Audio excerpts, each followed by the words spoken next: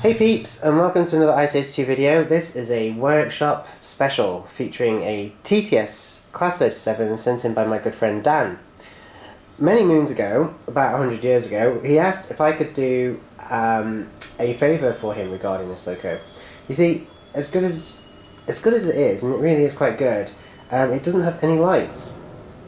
Dan asked if Crewe Works could make it shine, and it sure can. So I'm going to hand you over to our resident CME, Chief Mechanical Engineer, DCC man, also known as Craig. So Craig, here we are in surgery. What's the procedure? Okay, so the procedure is going to be to add in a lighting kit. So we've got one of these produced by Express Models, and we're going to try and fit that kit into this TTS model, so a twin track sound that already has a DCC chip, but we need to add in the lighting function to go alongside the sound that's already there. And is that possible? It is possible. The chips are actually manufactured and configured in such a way that you can add in the lighting afterwards, and the instruction manual that comes with the twin track sound actually lists under all different functions and sounds that go with them that function 0 is still reserved for headlights and rear lights as controlled by the direction. So all we need to do is get inside the loco and wire in the lighting kit, and it should all work.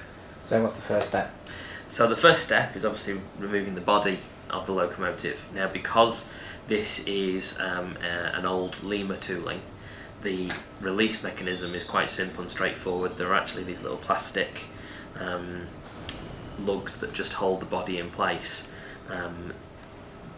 In the newer models, they're actually good enough to paint those plastic lugs the right colour so they don't show up too much, but all you have to do is prise away the body and they should slip over the top. So if you use a nail, your nail, not a hammer nail, or a plastic strip or something to just pry it apart slightly and pull the body away, you should be able to loosen both sides at once.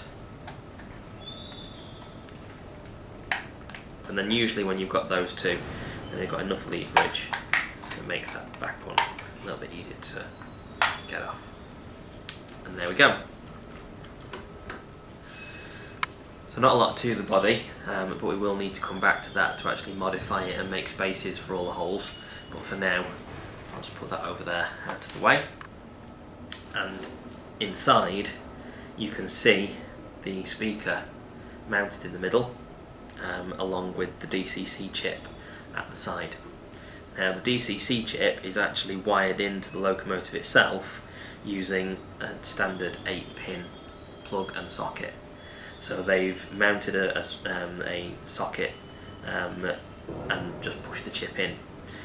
This is actually going to make it really easy for us to add the lighting functions in, because the sockets, or the holes I should say, on the outside here for the socket that correspond to the white, the blue, the yellow and the green wires. So all the wires related to function 0, the forward and backward light and the shared negative, those holes are completely blank because at the moment they're not being used.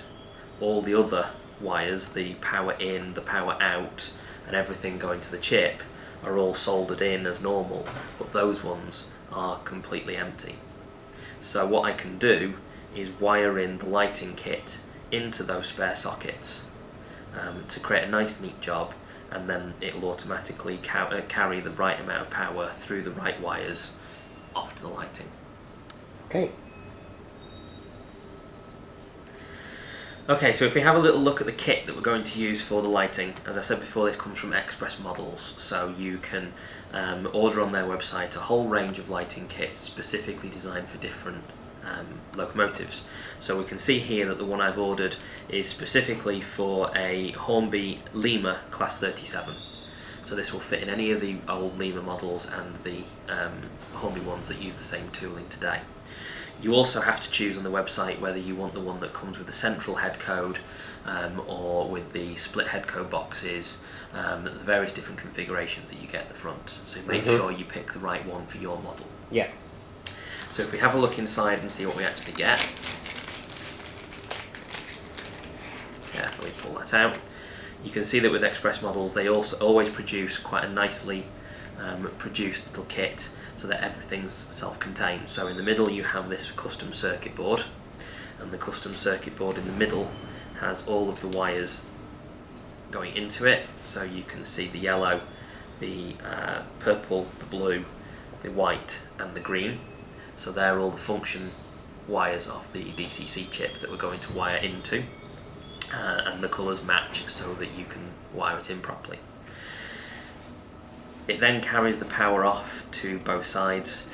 One side of wiring then goes to all the LEDs for one end of the locomotive, the other end for the other, and they bundle them all up. But if I just untangle these, there we have all the wires unfurled.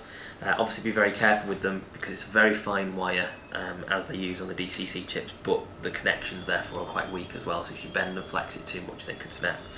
But what you can see there is, if I just sort of stretch that out, one side is longer than the other.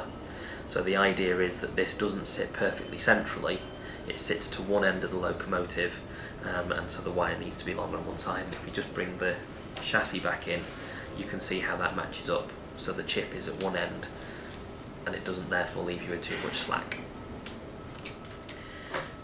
At the end of each section we've then got 5 LEDs. So we've got one that's sort of loose on its own here, which is going to be for the main headlight.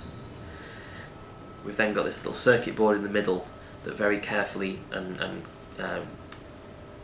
usefully holds the LEDs just the right distance apart to fit into the head code for the twin lights at the front there, and then just coming off the side of that are the 2 red LEDs that are going to serve as the lights at the rear, depending on which direction the train is travelling. You get exactly the same at the other end, obviously, so that the train can drive in either direction. You also get in the kit a little instruction sheet that goes through everything you need to know to fit this model. On one side it talks all about the actual wiring up. Now, because some DCC decoders have 2 functions, some have 4 functions, some have more, depending on how many functions you have spare, you may want to operate the the rear lights and the headlights separately, so that you don't have to always have them both on if the locomotive is pulling a rake of wagons or whatever.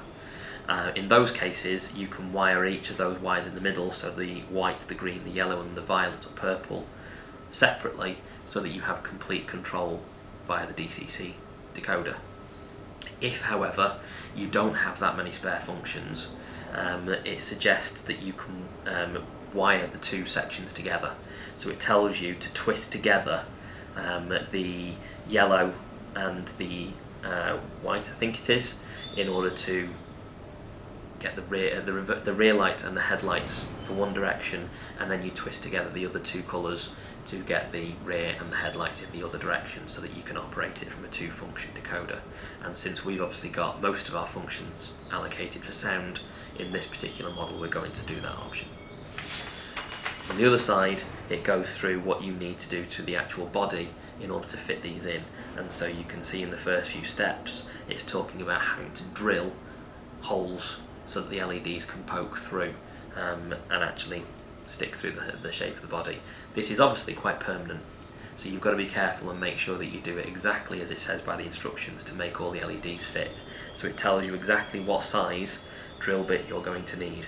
So for this particular model I'm going to need a 2mm drill bit for the main headlight and the head code, and I'm going to need a 1.6mm drill bit for the rear lights.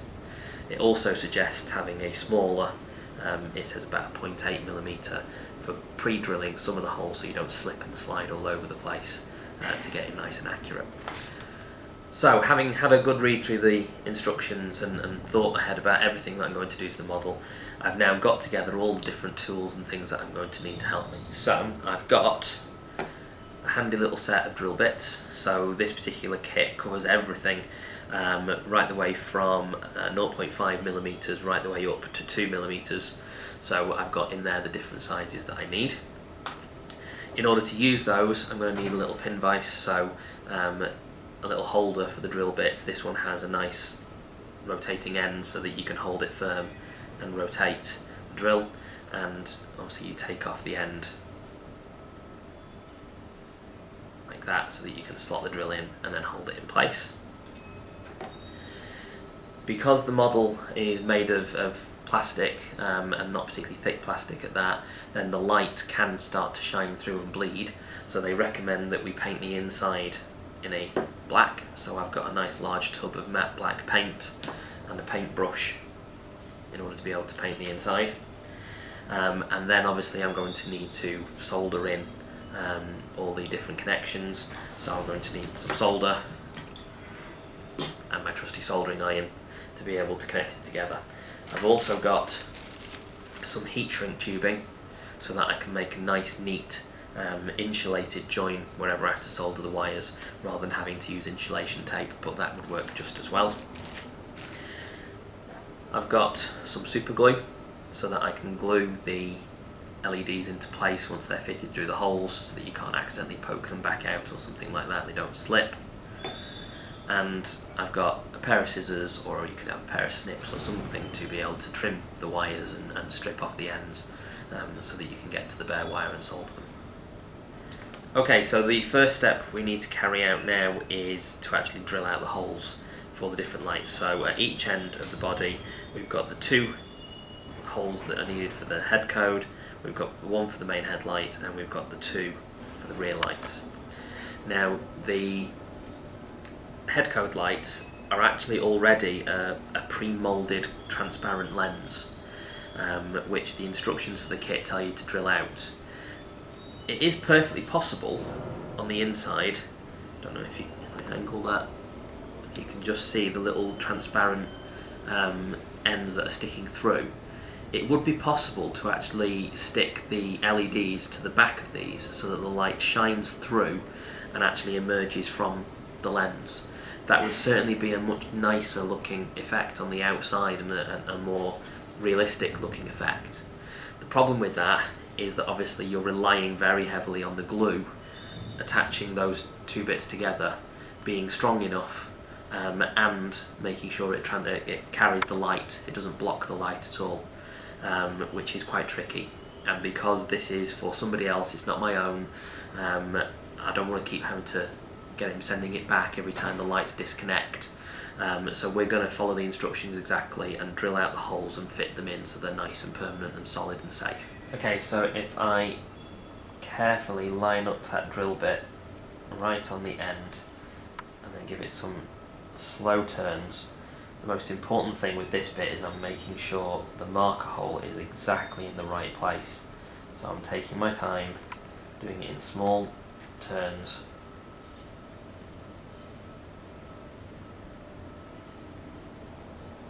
gradually making a bit of a hole.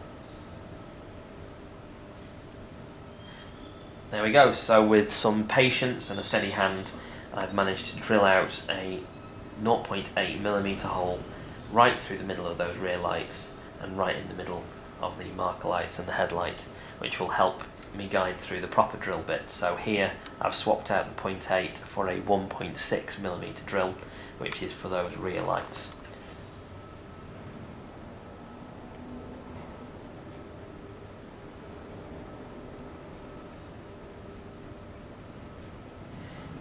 Okay, so a little while later, and all of the holes are now drilled completely through in the right sizes. And as you can see, those little pilot holes I drew originally helped me stay right on course so everything fits in without damaging the bits of the mod we want to keep. The problem we now have is that, as I said at the beginning of the video, the model is made of a plastic that conducts the light quite easily. If I hold a torch just inside at the front, you can see how the light itself bleeds quite heavily through the plastic.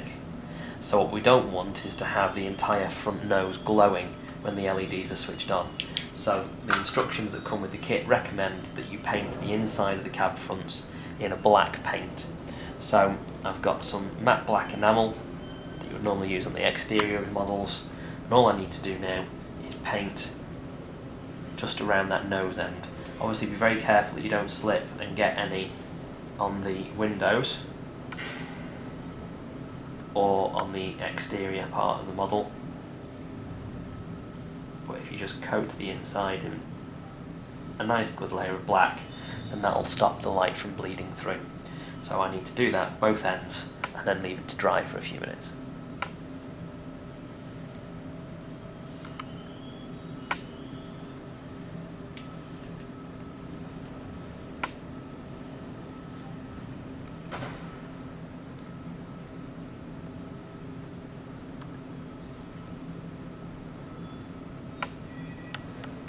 So I've left the model to dry for about an hour or so, and we now have two matte black ends that help keep the light in. So if I just demonstrate again with the torch, you now get light coming through the holes, but it doesn't bleed through the plastic.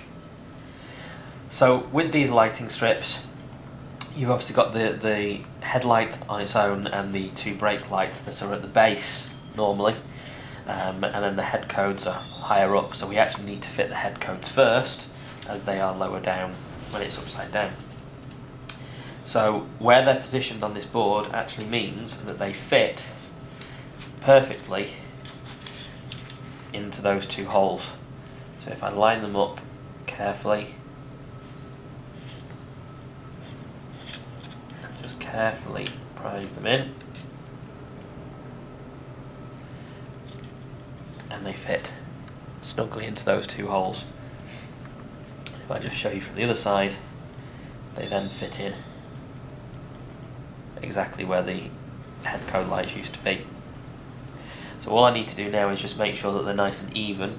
I don't want them protruding too far, I want a little bit of a recess so they sat in where the lenses were before.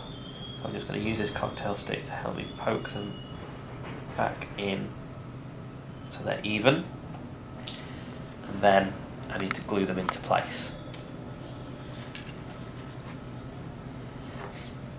To glue them, I'm just going to get a blob of super glue onto a palette there, so that I can then pick it up in small drops using a cocktail stick, and then just drip it around the base of the LEDs. And this lets the glue just seep into that gap, and that's fixed into place. I need to do the same for the other rear light on the other side, and then the final one to put into place is the separate one there for the headlight, which just fits into the final hole in exactly the same way. So I'm going to glue the rest of these lights in now, and then do the same for the other end of the locomotive, and then we'll show you what that'll look like. So I've now put the LEDs into all the holes at both ends of the locomotive, and I've also used some little sticky pads to lead all the wires down the sides of the locomotive so that they don't just hang all around, and you can see them through the windows and things like that. I've stuck the circuit board to the roof of the body just above where the actual chip is underneath, and as per the instructions I've now twisted together the green and white wires and the purple and yellow wires so that the head and tail lights come on together, and vice versa, using the two functions we've got available. And then there's the blue common neutral that needs to be soldered in as well. Now the problem is that these wires coming from that circuit board are a little short and wouldn't give us much flexibility when we take the body off to be able to leave it still connected. So what I'm going to do now is extend those wires using some extra bits that I've cut there, soldering them on to the right connections, and giving us that little bit of extra flexibility. And maintaining the same colours? I've maintained the same colours as far as I can. I'm afraid I haven't got any blue wire, so the common blue is going to become black. But I have got white for white and yellow for yellow to make it a little bit easier to distinguish. So the white and green twisted together are going to the white wire on the decoder, so I'm going to put a piece of heat shrink tubing over first. Usually my common mistake to forget to do that. And then twist the extension wire, hold it into place.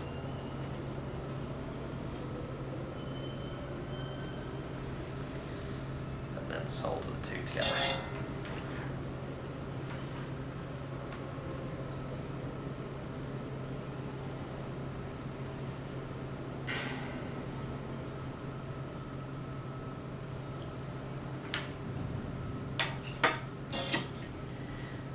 After the soldering, you can now see I've got my extension wires coming out ready to attach to the actual circuit board of the decoder. So if we swap back to the chassis unit from underneath, we can have a proper look at this chip.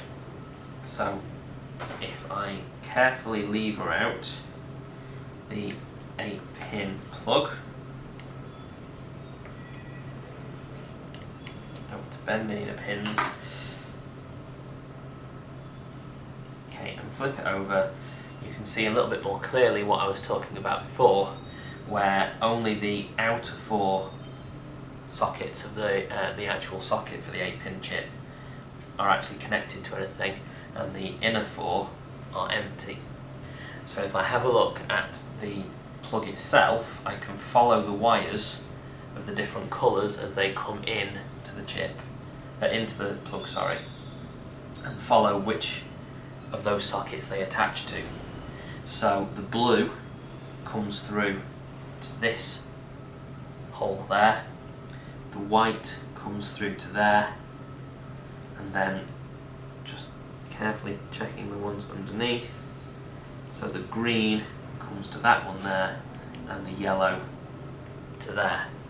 So I need to attach up the blue, the white and the yellow wires that I've soldered before into those pads.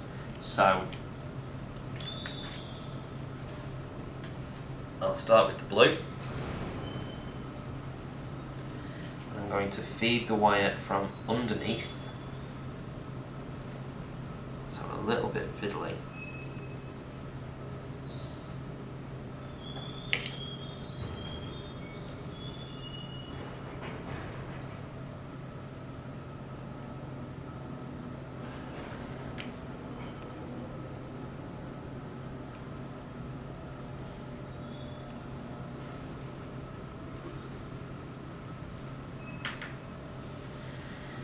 Okay, so a little bit of a fiddle, but I've now managed to get the 3 wires attached to the appropriate holes on the socket.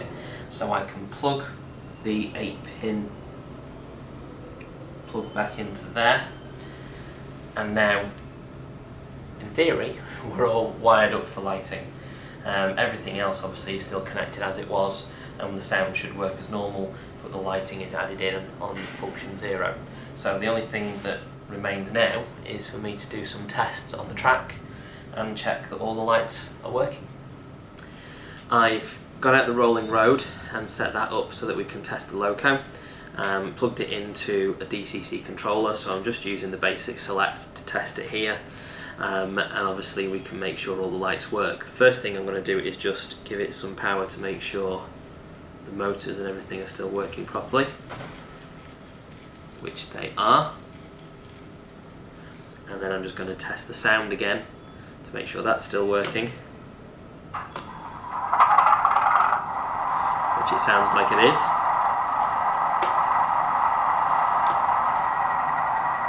So now the only thing left is to test the new lights. So if I angle that towards the camera and press function 0, we have light. Probably looks a little bright on the camera because of the way it picks it up, but we've got two yellow head code lights and one bright white headlight at the front. And if I spin it round to the back, we have two tail lights.